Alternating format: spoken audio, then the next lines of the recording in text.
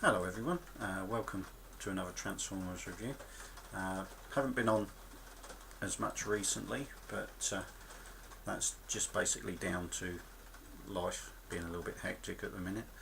I know Dave and Ed have sort of like been trying to encourage me to do a film, so I'm not wishing to let anyone down. I thought I would do a review of something that I've only just picked up. Now I got this with some birthday money which I had over from last month, and saw this guy on eBay in amongst another lot. Asked the seller if he'd do a buy it now, and I made an offer, and then he did a slight counter offer, a little bit more, and I was very pleased in amongst this lot to get G1 stroke G2 Pyro. Now this is one of the more obscure wreckers. You may have seen him sort of like in the last stand of the wreckers, a recent IDW, or reasonably recent IDW comic. Quite a hard transformer to get. He's not, like I say, not complete. He's missing his gun and the missiles, which, to be fair, the gun is a pain in the neck because it's gold plastic and you often see it snapped. There was another one of these guys listed on eBay with the actual gun post broken off in the port on top where it goes, and the guy who was trying to sell the other one wanted 150 quid for it. I don't think it actually had any takers because that is seriously over the top, but this guy is quite a hard one to pick up. He's G1 stroke G2 era, sort of like that, just sort of the middle ground as the G2 came in. Quite hard to pick up, as I say. He's got a bit of gold plastic, as you can see on the side there, so he's prone to be broken when you do see him. He was also European only exclusive, so again, finding him in the sort of general marketplace anyway is quite difficult. Now, as you can see, he's modelled on a airport fire engine, that sort of thing, emergency response vehicle. Sticker detail to simulate a bucket and hammer on that side, and an accent like a fuel tank or water tank on that side. But he's got some quite nice moulded detail in there. If I bring that in and let it focus, you've got quite nice venting, almost like a fake dummy door on the back, and sort of just general moulding sort of panels on the back section there. Now this guy is the counterpart, Autobot counterpart, to the other Obliterator. That's the class they gave these guys, to Clench, who's the Decepticon of that era. Both are actually really nice, as you'd expect of the era. Not the greatest articulated figures and that, but you'll see that as I transform it, and I am actually going to transform this, even though it is a very risky thing to do. Right, basically looking at that, you've got your sort of quick 360 of the vehicle. If this is looking a little bit pink, it is fluorescent pink for the windscreens and the lights on top. Again, I'll show you the detail on top. They picked out a few bits in silver on both sections, which is again a nice little touch. No idea what this code is referencing, but it may be something to do with Hasbro. Could be even an in-joke, who knows. But yeah, really nice alt mode. And again, you've got some gold plastic at the front there, which I will be careful in transforming. Now, as I say, to transform it, you've got to separate the front and rear section. Now that in itself isn't too horrendous to do, even though it sounds a bit violent, because they're just clip joints and they're actually not the gold plastic parts, otherwise they would seriously be broken all the time. Now you often see this part for sale on eBay and places like that, because this is the part was more likely to have survived, even though this does contain some gold plastic as well. Now I'll transform this afterwards. I'll show you the actual figure first. Now, as it's on its own, not that great. basically half a fire engine.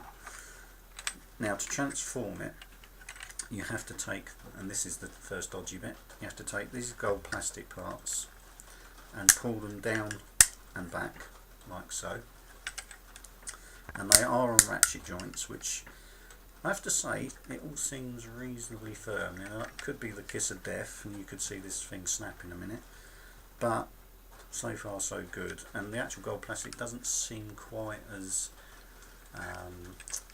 trying to explain, with the gold plastic you get almost like a graining through it where it's been moulded, and these don't quite seem as bad as some of the other gold plastic I've seen, so maybe these are a little bit firmer, less prone to snap, so hopefully anyway. Now at this point you want to take the rear section of this part and fold it around and back on itself, and you'll notice there's a little square peg on the side there, and that's got to just clip into a notch on there like so. So they swing round, and at this point just sort of leave it at that. Now this is the dodgy bit. You've got a gold plastic crutch effectively for this guy. Now this was the part that was actually broken, but it was actually a clean break, so where the fracture had happened inside, where there's a post it revolves on, it was actually all still there, so I just gently put it back together with some super glue, and so far so good. Being gentle with it, it's held. So here's taking a chance doing it again. But what I do is I put some pressure on the base there as I move these legs round, and they're on again, as you can hear, ratchet joints. The same again as you bring that round, and that straightens out. That way it takes a little bit of strain off the actual pin joint at the top. Now again, gripping the waist firmly from both sides to give it a bit more support, gently revolve it round, and you get it round there, and thank God for that, because it's still in one piece. Now at this point you also want to get under these horrible little bits of gold plastic, which are actually reasonably easy to move, so less likely to break, and they just sort of snap up in position, but hopefully not snap off. And there you go, he's got his toes, and again not too badly grained, so that I don't think, let that focus, you see a little bit of the graining I'm talking about there, we get a colour change in it. That's often where there's the weakness, but they don't seem to be a reasonably solid colour, so I'm hoping again that it's reasonably firm in its construction, so it won't break too much. Now I'll lift the camera up a little bit, because now of course it's got a little bit taller. Now with the arms, as you can see, the hands are folded in. Now obviously again it's in gold plastic, so although you've got to be firm with it, it's just a case of being gentle as you bring it round and let it clip, so that it doesn't snap the plastic. And then you can fold down the arms like so, and there you've got his arms. Now of course you need a head, so what you do is you go to the back and you turn the emergency lights to the side like so, then come back round to the front and take this little blue piece and fold it down. This allows this whole section to then revolve, and that's why you've got to turn the lights to let that have clearance to come round. You fold that round like so, close the blue piece up, and then turn the lights down this way so that they form the chest. Now going back to now the back section, where you've got this blue panel, you need to unclip it, and inside you find the robot's head, or Pyro's head I should say, and that just needs lifting up and clipping in position, and then that blue panel just pushing back. And that is the G1, G2 sort of era Pyro transformed. Now in amongst this lot where I got this, there was, like I say, there was other bits and bobs of G1 stuff, some which I'll keep for spares, some I'll keep as a second of an actual figures I've already got. But one of the parts what came with it was actually a Action Masters Optimus Prime weapon, which goes with the sort of truck playset what comes with it. Now this actually fits all of the holes quite neatly, so as a little sort of make do, because I don't have the gold gun, and to be honest I'm a little bit reluctant. I've seen the gold guns broken quite often, so they're probably a bit more prone to it. That makes quite a good stand-in for his actual proper weapon, and actually fits perfectly in both modes into the holes, and actually looks a better actual say water cannon on the actual truck mode when he's transformed. So if you're happening to pick up this figure, and if you're lucky, it's a worthwhile replacement, and it, like I say, needed no modification, just literally fits straight in. Now what you may be noticing, as with a lot of G2s, even in this sort of natural light, very good light piping, probably some of the best I've seen, and his head does have a sort of prime, almost a prime stroke sound wave look about it. It's a very good head sculpt. Again, nice sort of details they picked out on this figure as well. You've got some nice bits of silver picked out and some moulding detail there. A little bit gappy in the middle there. That's the only sort of downside to him. They could have done with something going in there, but other than that, pretty good.